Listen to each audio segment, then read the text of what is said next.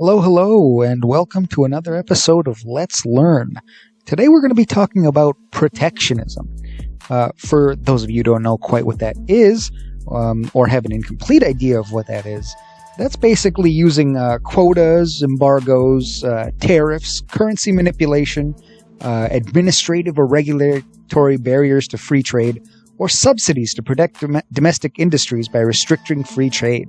It's a subject that's become somewhat more relevant recently, with the recent renegotiating of NAFTA as the USMCA, and the Trump-China trade wars, all that exciting stuff going on.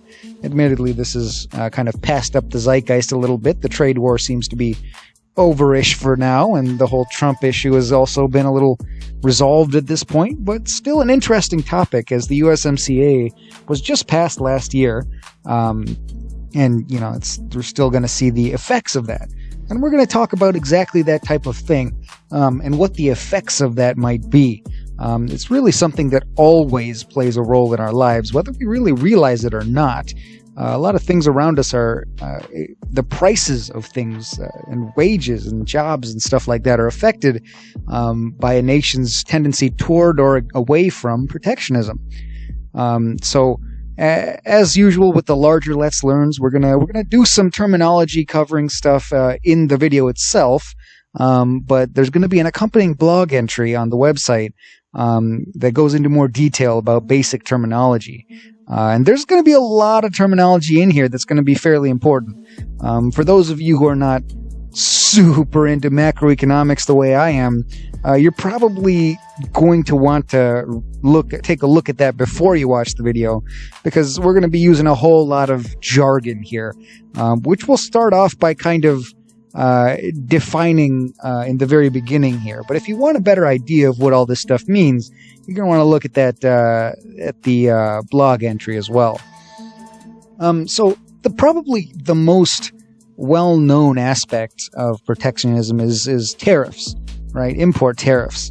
And these are basically just, attacks that are put onto imports of various goods that are imported from specific places. These are used more in markets with predominantly imports, and subsidies tend to be used more in markets that rely more on exports. But when it comes right down to it, import quotas, which are exactly what they sound like, work better at limiting imports than either of those. Another thing that, technically counts as protectionism is going to be things like currency manipulating. So you can manipulate currencies in various ways to reduce its values. Why would you want to do that? Well, making exports cheaper can make your exports more competitive. So by reducing the value of your currencies, your exports will become cheaper.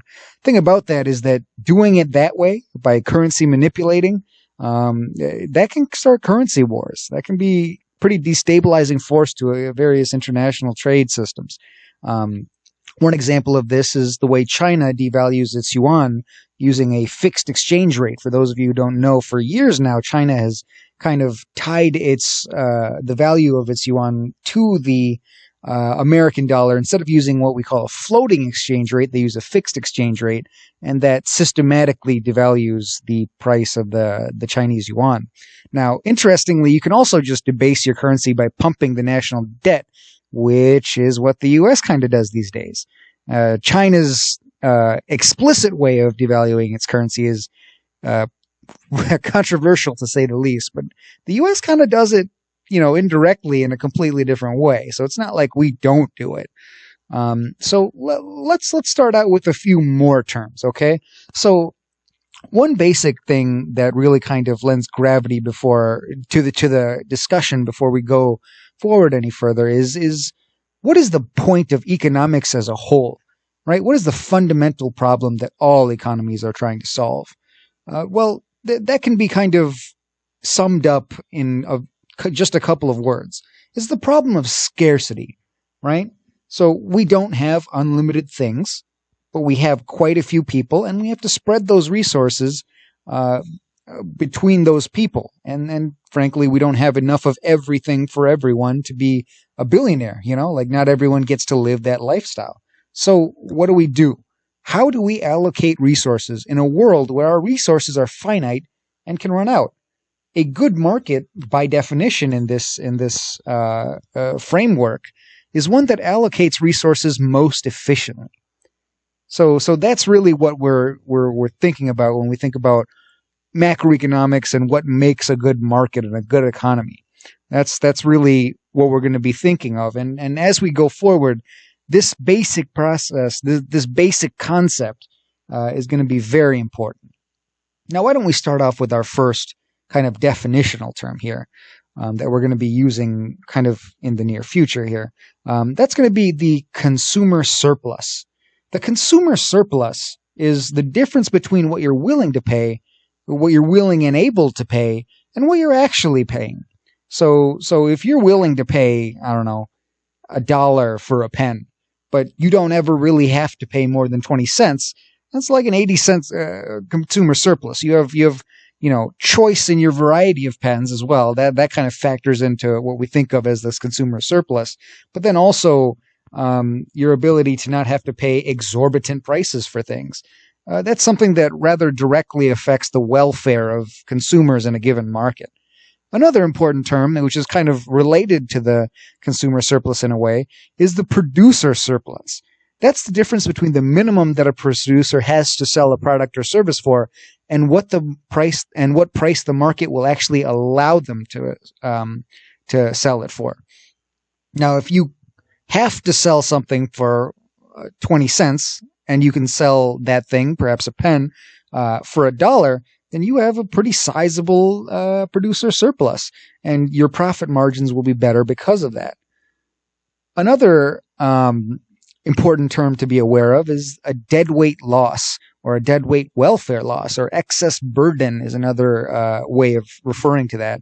This is the loss of market efficiency that is seen when the market is not in equilibrium. That kind of thing can be seen with price floors, price ceilings, monopolies, and taxation, right? Each of these things, when you set a price floor, a minimum price for something that can be sold on the market, a maximum price that something can be sold for on the market, or if you allow for certain companies to monopolize a market, or whenever the government levies taxes on certain products, you introduce market inefficiency, and therefore there is an excess burden and a deadweight loss as a result. Now, when we're talking about these individual things, price floors, price ceilings, they're relatively self-explanatory, but once again, we're going to go into more detail in the blog entry. Next up is what we call the current account. Now, balance of trade is something that we kind of talk about informally all the time. People all have some idea of what this really means, but there are technical definitions as well. Balance of trade refers to a combination of the current account and what we call the capital account. A country's current account refers to its transactions with other nations over a period of times, and this includes imports and exports, payments to foreign investors, and transfers like foreign aid. This is indirectly what we refer to when we say there's a trade deficit or surplus, basically a negative or positive current account, as trade balance is the biggest influencer in the current account. Now, the capital account, value-wise, is the equal and opposite of the current account. These together represent a country's balance of payments, and their sum is, by definition, always zero. The capital account measures a country's net change in ownership of international assets, where a current account measures net income. Changes in a current country's capital account can determine how attractive it is to foreign investors and can have a large effect on exchange rates. The U.S.'s trade deficit means that investors find our assets attractive, and this interest drives up the price of the dollar. So that's one way to explain the idea that a trade deficit for a country is not necessarily and always bad. It can actually be, in some cases, or in specific situations, a good thing. So a trade deficit is not exactly the same as you owing $3,000 to your credit card company. It doesn't really work that way necessarily for countries and large economies that way. Now, there are a couple more jargon terms that we're going to use in this video, but like I said, we're going to try and limit the size of the video as we've already gone into the 10-minute mark, and leave the rest of those for the blog entry. Now, arguments for protectionism. This is the type of thing that a lot of people have some concept of, but they don't necessarily know that there is a formal way of thinking about all of this stuff. A lot of these things, arguments for protectionism, basically assume a roughly mercantilist idea of the market.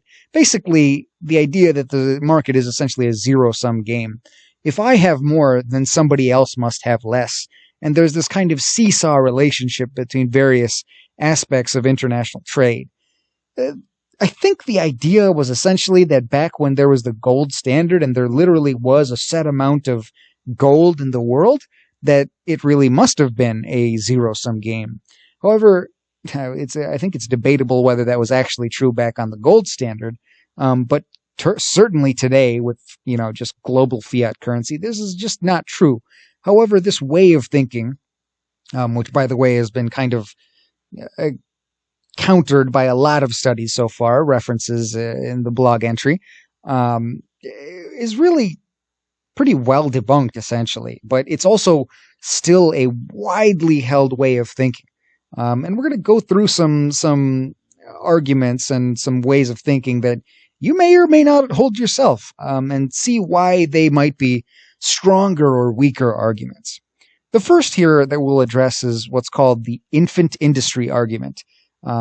So basically, the idea is that if you impose import tariffs or import quotas, however you end up doing this type of thing, protectionist policies could potentially allow infant industries that are just kind of getting started in either a young country or a country that's just beginning to develop a certain industry, allow them to develop economies of scale.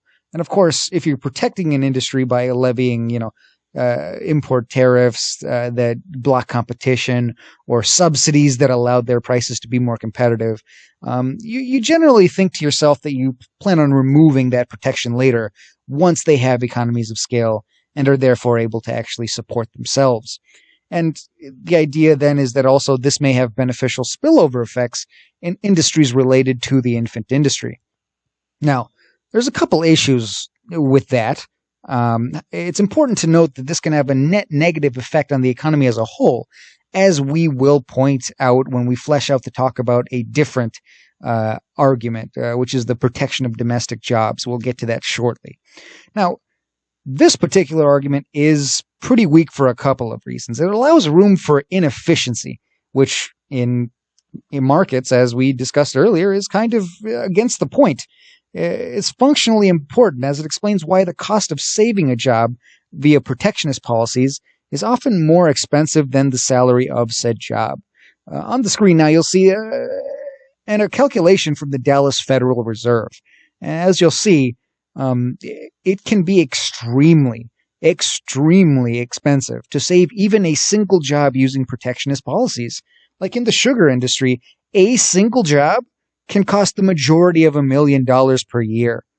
And of course, a single low-level worker in the sugar industry is not making even close to that, right? And you would say that this is probably not a great way of saving jobs. It costs that much money to save a single job.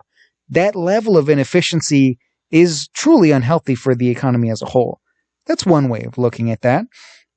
The goal, however, of eventually removing protections is also kind of problematic. It tends to be impractical because once you've developed that industry to the point where it can kind of support itself and it is no longer an infant, a developed industry like that has the money to lobby for continued protection, which defeats the ultimate purpose of the measure. Then it just becomes a permanently protected industry that tends to have an unfair advantage that allows for just systemic inefficiency, just indefinitely at that point. So the idea of protecting infant industries that way is not a very good one necessarily. So that's one thing. Now, we'll get to another kind of circumstance where potentially this type of thing will be potentially a little bit stronger of an argument. We'll get to that in a second. Another reason that one might think that protectionist policies would be beneficial is the prevention of what we call dumping. So dumping is when you sell below the cost of production. And this is something that domestic industries may not be able to compete with at all. And this tends to come from subsidies in the nation doing the dumping. Basically, you just subsidize the crap out of a certain products so that you can just dump them at low cost into another nation and just kind of shit on their economy, basically. The thing is, dumping is really hard to prove. And frankly, if it's proven not to be the case, you're going to get retaliation. You're going to have things like that trade war. You're going to have issues where people have intentionally punitive protectionist policies that target you because you targeted them, basically. Now, anti-dumping measures have in the past been used as an excuse for protection of industries in which a country is losing what we call comparative advantage, which is another term you're going to want to know. Actually, I'm just going to go ahead and try and define that for you real quick, because that is pretty important. Comparative advantage is when, in a globalized economy, your country is particularly good at producing something. Like, say, for instance, Germany might be really good at producing luxury cars. They have a comparative advantage in producing luxury cars. People want that particular product from them. And if they specialize in exporting that, they will be able to do so efficiently within an economy of scale that allows them to be pretty dominant in that market. In general, in globalized economies, the idea is that you should play to your own comparative advantage. Once again, more detail in the blog entry. So dumping is one potential argument there, but like I said, very hard to prove. And the consequences for being wrong on that can be pretty dire. So dumping is often not the strongest particular, argument for protectionist policies. Another that's very common is to protect domestic employment. So pretty much, and sometimes they might even use that to boost domestic employment as well. However, there's a couple of issues with this as well.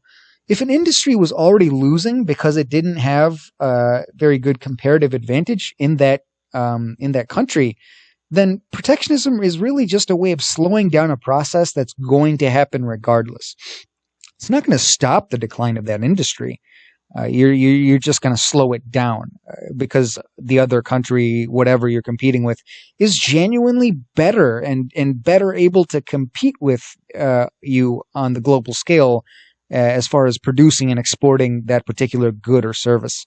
And on top of this, while it sounds like a sound argument on the surface, there is evidence that higher imports do not drive down domestic employment and that trade restrictions do not raise employment. Once again, the assumption behind this argument is fundamentally mercantilistic. The idea that this is a zero-sum game. If I raise, imports, then clearly there must be a downside somewhere. And the idea is that in this case, it would be a decrease in domestic employment. Pretty much the argument of, hey, we're importing, say, whatever good cheaply from Mexico, and our workers are suffering with a decrease in domestic employment. So let's just put a tariff on that product and, help our workers. This is not necessarily true, even though it seems on the surface as though it should be true. It can therefore easily come to be that protecting an industry with tariffs and subsidies can be more expensive than retraining or relocating workers. Furthermore, there are some kind of systemic drawbacks here as well. Jobs do tend to be saved in a protected industry. Don't get me wrong. If you think this, you're not necessarily wrong about that. The direct effect of protecting jobs in that industry is often what does happen, especially in the short term. However, by effectively reducing consumer incomes by raising prices, This tends to decrease jobs in other industries as less money gets spent in other sectors. Basically, let's go back to the example of pens, right? So if we're protecting the pen manufacturing industry, and we increase the price of pens by a great deal, people spend less money on pens, and so pen manufacturer, and this is a shitty example, by the way. Usually tariffs and stuff like that are placed on essential goods and low-cost goods, not necessarily pens, but things like foodstuffs. Just a quick qualifier on this example. That tends to lose jobs in other industries because say that you have to pay more for pens no matter what because the cheapest possible pens were all tariffed to hell, so now they're expensive. Now you have less money to spend on other things. And so in other sectors, they suffer from that lack of consumer income or lack of consumer discretionary income, basically, your ability to spend money on other stuff. Now, since these prices also rise for firms buying protected products, say whatever, a law firm has to use pens. It's once again a kind of shitty example. I instantly regret choosing this example. But say that a law firm has to buy pens. Now all the pens have to be, more expensive. So they have to buy more of that. They have to spend more money to do their business. So now the prices have to go up for their services. And if they have to compete with foreign companies, once again, this is a shitty example. Law firms don't have to compete with foreign law firms very much at all. But you get it. Just transfer this example over to fucking whatever, cars. Actually, that's a much better example. Cars and steel. Steel and cars. That's a better example. So those car manufacturers domestically that have to purchase steel at a higher price, well, now they have to charge more for their cars. Which puts them at a disadvantage versus foreign companies who don't have to pay those higher prices. And once again, saving these jobs via protectionism is often exorbitant. The cost of that is wildly inefficient. It's just not a great way of doing it.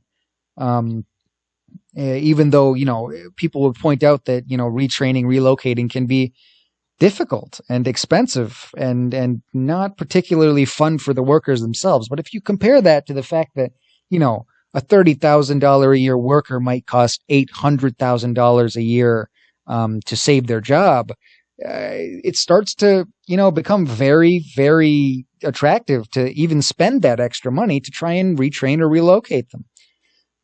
Another potential argument for protectionism is protection against unfair, low-cost labor or low-standard products. Now, this one is a bit stronger of an argument. Think Asia is kind of the stereotypical one for this one. This type of argument can include quality and environmental standards. Now, this can actually be positive, right? You may not want things like, child slaves and stuff like that making your Nikes. You may not want extremely substandard car parts going into your cars. This can actually be a good thing. This might be worthwhile. However, we have to have a clear head about this type of thing. You have to make the distinction between what is truly morally and economically unacceptable and what is simply unpleasant to think about. One example, and by the way, a lot of this, I'm going to link some sources in the blog post that you can actually read some of this more directly. But there was a New York Times story a couple of years ago regarding a 14-year-old Pakistani boy who dropped out to make carpets, dropped out of, I believe, high school or grade school? I think second grade or something like that, to make carpets for $2 an hour. And, the instant reaction to this is generally, oh my God, that's horrible, right? He's working for slave wages. This is terrible. But for him, the alternative is working the farms for even less money. So actually, he prefers this. This is actually a good thing for him, as horrible and uncomfortable as that would be for any of us to contemplate. It's really more an issue with the economy of his country as a whole. He just doesn't have any real opportunities. All he has is a bunch of shitty options. And frankly, working for $2 an hour to make carpets, as terrible as the wages, as terrible as the working conditions might be, in that specific circumstance, it's actually the better option of the two. It's uncomfortable, but it may well be better for them.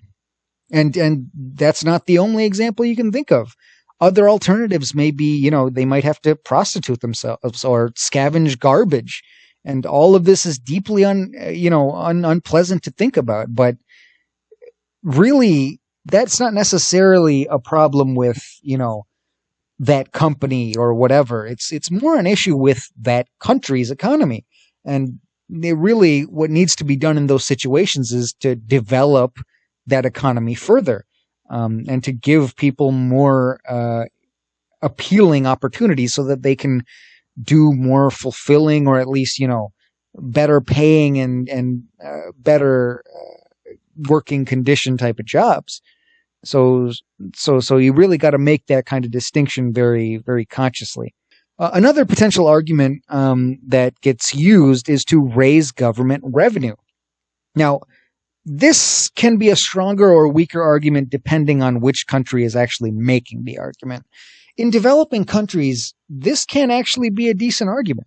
And this is a fundamental consequence of the fact that states have interests that compete with simple wealth maximization. This can include, relative gains over absolute gains, preservation of political and territorial integrity, enhancing soft power, and distributional and welfare objectives. Governments need money, and sometimes you just have to use these types of tariffs or whatever to raise some of that money. And if you're a developing country without as much money that you can get through taxation from your people, you may have to resort to these types of things. Now, if the United States was making this argument, it becomes, just an inherently weaker argument. But it basically takes the form of a different argument, which is improving the current account deficit, right? If you're at a trade deficit, you have a current account deficit, and you want to get back to a point where you are in maybe a current account surplus. Think the difference between, the current account in the presidential tenure of Barack Obama versus the current account during the presidency of Bill Clinton.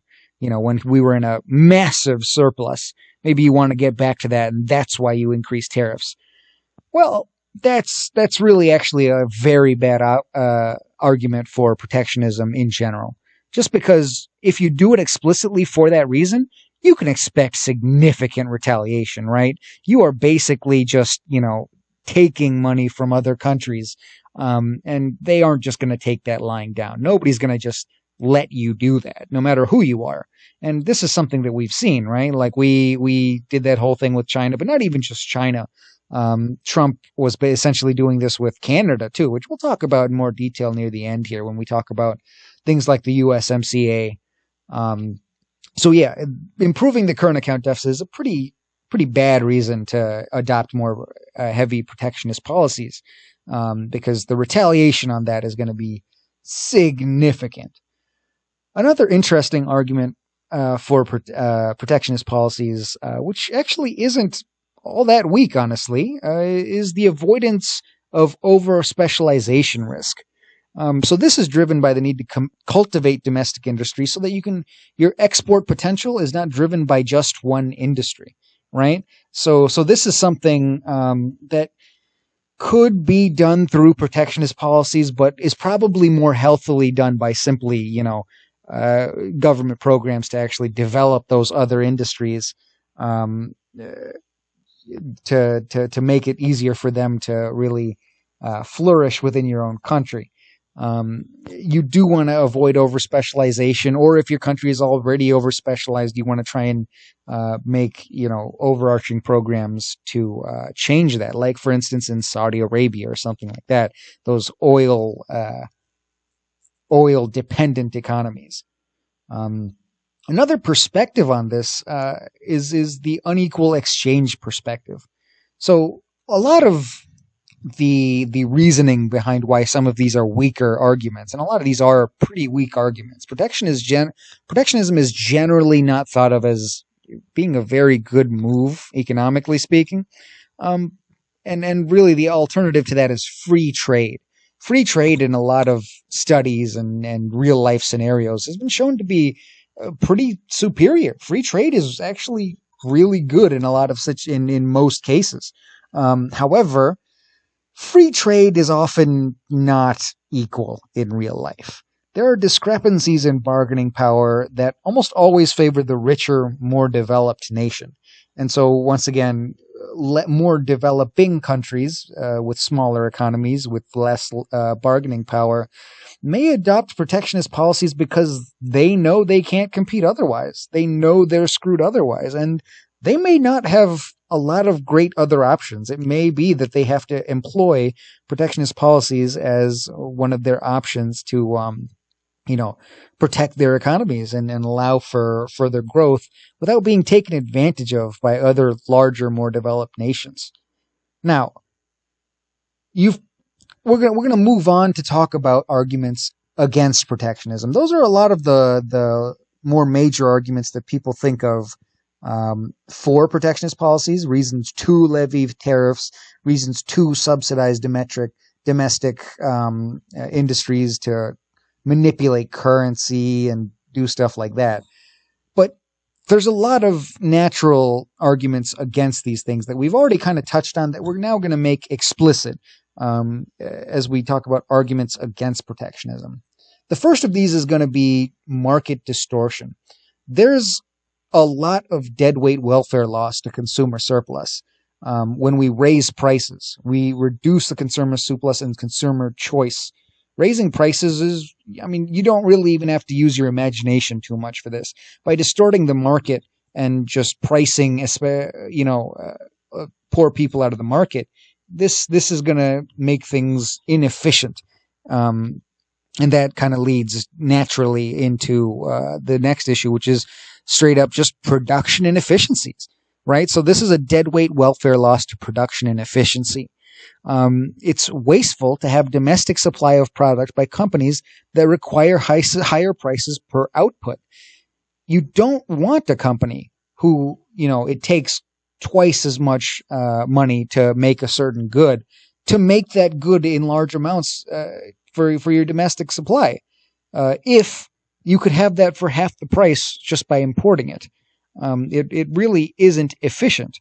And as we were talking about in the very beginning, the fundamental problem of economics, the point of a market, is to try and allocate resources efficiently so that people have the best welfare, so that consumers have the best welfare, and society as a whole has the best benefit from each good and service in the economy.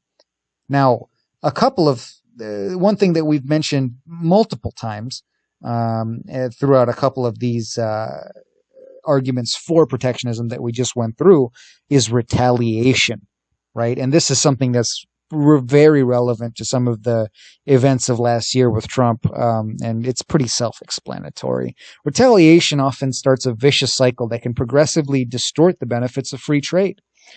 And, the cost of any given tariff can be much more than you expect. Over time, as this spirals out of control, retaliation can really be more of a negative thing than you would have even projected when you started. And another thing that I alluded to briefly before is the issue that protectionist policies tend to be inherently regressive. In other words, this disproportionately screws low-income households. Tariffs are often placed on, as I mentioned earlier, essential or otherwise low-priced items. So you price the poor out of the market. Being poor is already inherently pretty expensive. Another thing that we'll detail probably in another video. But when you raise prices on just fundamental things that people need to live, richer people, doctors like myself, may not necessarily notice as much. It may not be a problem for us, but if you're on a fixed income, or if you're in the very lowest percentage of incomes in the country, you may notice if the price of something goes up by just $1 or $2, it may make a big difference to your budget. You may have to start cutting things that you otherwise didn't plan to cut. And then comes a somewhat more complicated issue of elasticity, right? So tariffs are imposed with the intention of reducing imports. But If supply and demand are elastic within a market, tariffs may not squeeze imports very much, and therefore the tariff becomes ineffective regardless. And so life-saving treatments, you can, no matter what you do with the price of it, people may still need it no matter what, and so they may have to pay the extra price. That is a very inelastic product price right there. That's basically the idea. That's highly inelastic.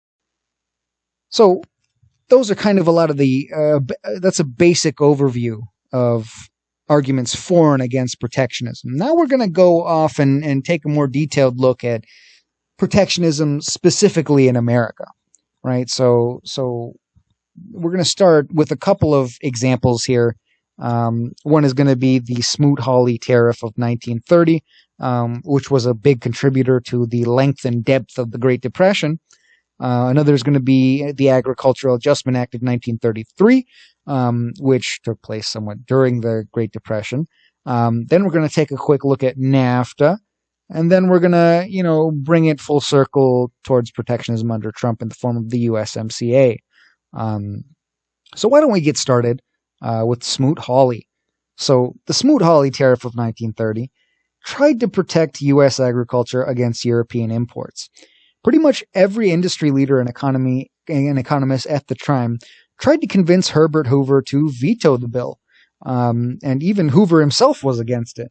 But he was pressured by his party, and it was kind of really sensational at the time. His cabinet threatened to resign if he vetoed it. So he went ahead and, signed it into law. SmootHawley basically put tariffs on thousands of different products. And that, of course, set off a trade war. And it's in 1930, so this is the middle of the Great Depression, right? So it shut off a trade war at exactly the wrong time when we really couldn't tolerate a trade war. Retaliatory tariffs reduced American exports and imports by about 67%. Once again, in the middle of the Great Depression. So ultimately, this worsened the Great Depression for workers and farmers. And nowadays, SmootHawley is widely seen as an aggravating factor to, as I said, the length and depth of the Great Depression. Now, this was gradually reversed in a few ways, starting with FDR's Reciprocal Trade Agreements Act of 1934. So this is one example of what happens when you go all in with protectionism. At exactly the wrong time in this case, and it can have some pretty deleterious effects on your economy. Another thing to talk about is the Agriculture Adjustment Act of 1933. Now, the idea here is that they offered farmers subsidies in exchange for limiting their production of certain crops like cotton, corn, rice, peanuts. Now, the point of that was to raise crop prices overall to previous higher levels.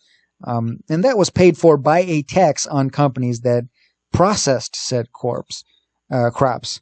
And this kind of highlights another potential source of inefficiency in this form of added bureaucracy, right? So in order to actually administrate this law, they added a thing called the Agriculture Adjustment Administration, right? So now you have to pay for that as well as the price of those subsidies.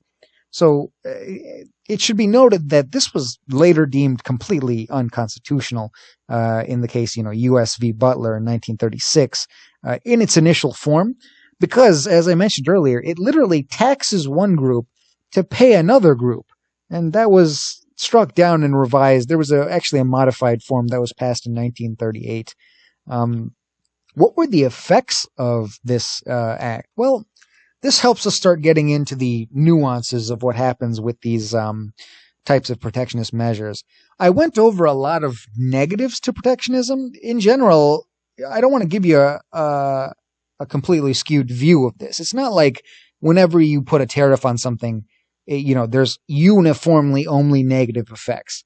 The net effect tends to be negative, but there, like I said, like I mentioned briefly in the infant industry argument section, there do tend to be some positive effects in the industry and places where you intend for them to be. So this particular law benefited farmers.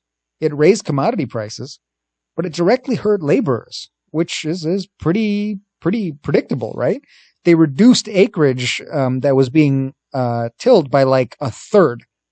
Literally, the work that was required went down dramatically because obviously you're not planting like 33% as much of the crop as you were before. And you got to realize the time period here. This is post-Civil War. So a lot of these tenants and sharecroppers at the time, especially in the post-Civil War South, were black people. This was, once again, this translated in a way as a distribution of wealth away from black people. It put a lot of them disproportionately out of work. So there were benefits to certain people and significant drawbacks to other people. So the net effect, in general, was thought to be negative once again, but there's mixed effects. These things tend to be somewhat more complicated and nuanced than just everything was terrible immediately after the law was passed. The next thing to talk about is NAFTA. NAFTA was passed in 1995. However, certain parts of it. So NAFTA is essentially a trade agreement that was meant to decrease trade barriers between the United States, Canada, and Mexico. What should be noted here is that actually U.S. and Canada already had a free trade agreement from 1988 onwards. And basically NAFTA was a movement to basically include Mexico in this type of liberalization of trade and decrease of barriers.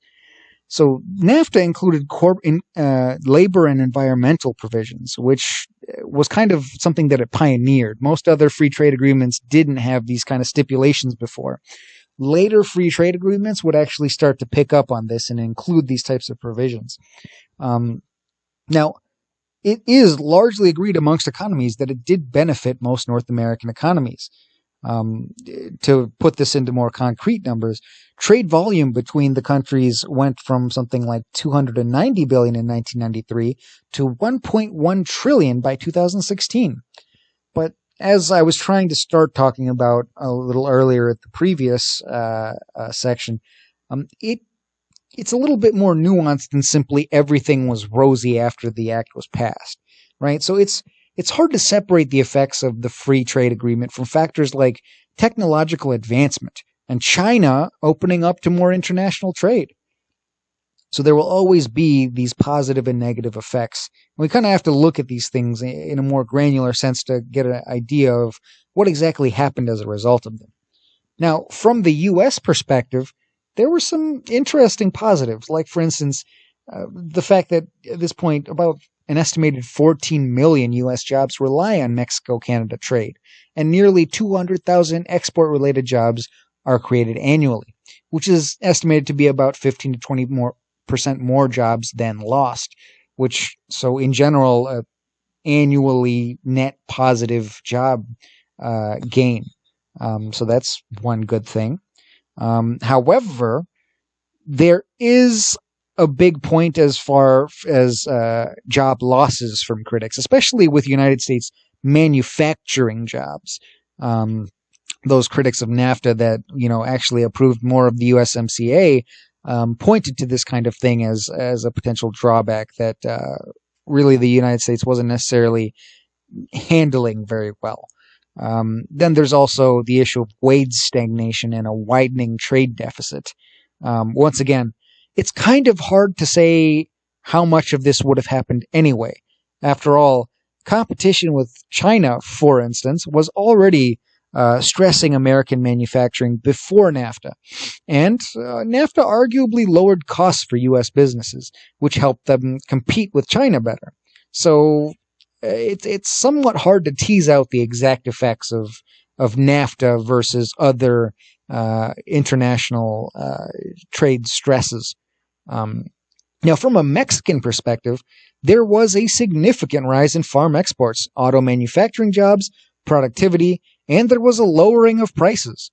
However, some of the promises that were made on the Mexican side or, expected on the Mexican side never really materialized. Like, for instance, a sharp rise in wages or per capita income or a dramatic decrease in poverty. Mexico remains having a pretty high poverty rate, wages didn't really go up nearly as much as they thought. Their per capita income didn't really go up nearly as much as they thought, as quickly as they thought. Now, it should be noted that unemployment actually rose overall, which some attribute to Mexican farmers being unable to compete with the still heavily subsidized American farm industry. And really, there's also this idea that Mexico had kind of a two-track system where northern workers were essentially more in export and import related industries that were actually helped, whereas southern farming and agricultural and stuff like that workers were not able to benefit nearly as much. But then again, you got to go into the idea that, there's things like the devaluation of the peso and, once again, competition with China, which is hard to separate from the effects of NAFTA. And then going towards, the Canada perspective, this is perhaps a bit blunted simply because, as I mentioned, trade had already been liberalized pre-NAFTA. So there was neither the significant productivity rise nor the decline of manufacturing jobs warned of by opponents. However, U.S. and Mexican investments in Canada have more than tripled since 1993. And the thing is also that Canada became more dependent economically on the U.S., with 75% of exports going to the U.S. So NAFTA, bit of a mixed bag. A lot of people complained about certain aspects of it, and it's actually a good bit more complicated than I'm presenting here, because otherwise this video, which is already about almost an hour long, would be multiple hours long. There's things like how we settle trade disputes, who has the power in those types of situations. People were not necessarily super happy with that, especially in the United States. Politicians on both sides of the aisle, especially during the 2016 presidential election, had, resounding criticisms of NAFTA, including both Trump and Bernie Sanders. So pretty much a lot of people were running on a platform to refine and renegotiate NAFTA. And that kind of brings us to our next and final large subject that we're going to talk about as far as protectionism under Trump. And that is really the renegotiating of NAFTA as the USMCA. In negotiations, Trump used tariffs on aluminum and steel, with threats to do the same with autos, as bargaining chips to twist the arms into making trade concessions, like more access to Canada's dairy market and better labor protections.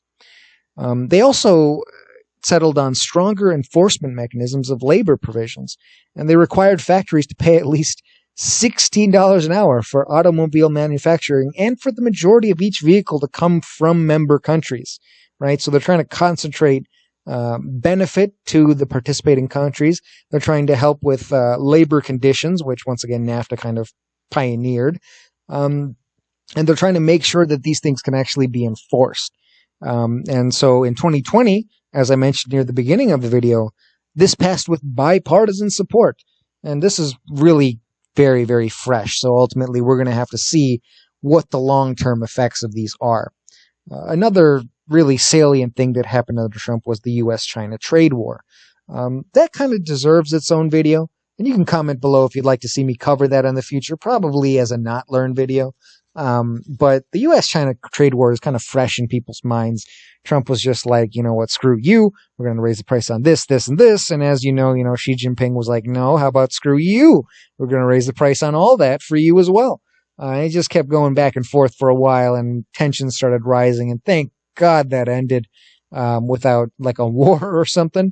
So it's kind of over. But as with the USMCA, we're going to have to see what the long term effects of that, almost certainly not going to be that great, are going to be like just over time. Now, that pretty much brings us to the end of all of the formal topics that I wanted to discuss in this video. But there are some other things that I think are, if you found this stuff interesting, that you would find interesting, like just an introduction to supply-demand curves. At some point, I want to put that video up on Not Lern.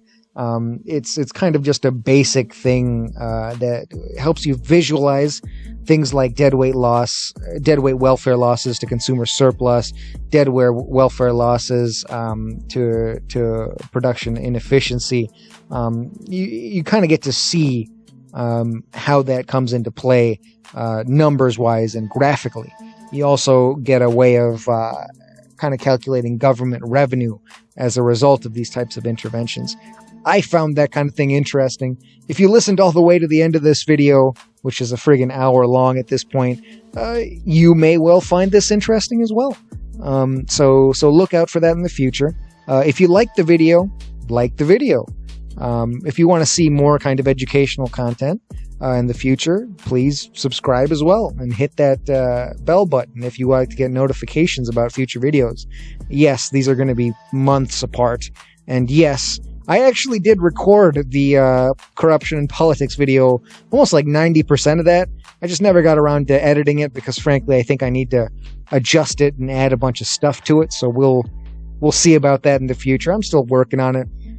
Predictably, I really should have seen this coming. Corruption in politics is a huge, huge subject, so I'm going to keep working on that. Yeah, thanks for making it to the end of the video, and we'll see you next time on Learn.